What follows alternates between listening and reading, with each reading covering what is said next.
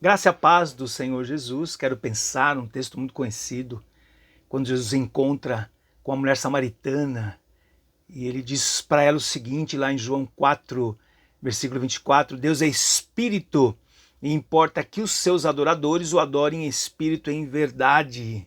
Essa palavra, essa expressão, adoração, ou adoradores, ou adorar, né?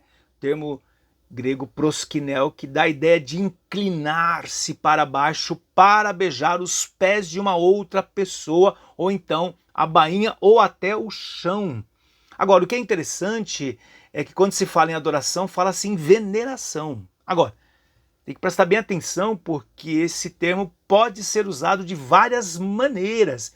E essa é uma coisa legal que Jesus desperta nos seus ouvintes, que é o seguinte: a direção da sua veneração ou a inclinação sua está acontecendo em relação a quem?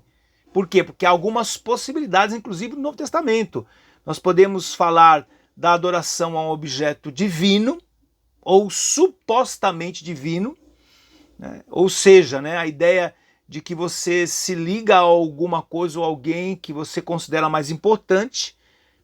Pode ser para com Deus, pode ser em direção inclusive ao diabo e aos seus demônios. Se você se interessa a isso, né? Por exemplo, o próprio texto da tentação de Jesus, Marcos 4, versículo 9, Apocalipse 9, versículo 20, fala sobre isso. Ou então, adorar a ídolos, né? Atos 7, versículo 43. Ou então, pessoas que adoram outras pessoas, né? Alegando que essa pessoa tem alguma coisa de especial, ou um poder, ou uma autoridade divina, né? Apocalipse 3, versículo 9, 13, versículo 4. Em outras palavras, nós estamos falando aqui de um tipo de reação normal, comum nas pessoas.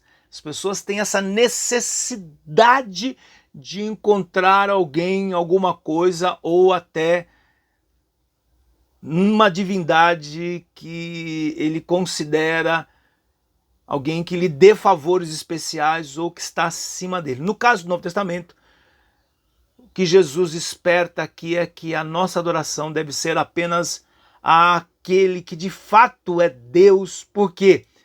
Porque ele é espírito, porque ele é verdade e é ele quem de fato criou todas as coisas e que cuida de cada elemento que ele criou.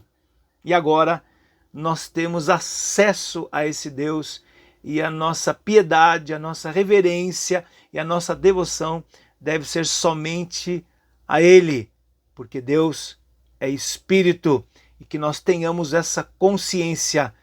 Não é uma coisa, não é a criação e não pode ser confundido com nada nesse sistema. Portanto, adoremos o Senhor de maneira certa, correta e somente a Ele. Em nome de Jesus. Excelente semana, que o Senhor te abençoe. Amém.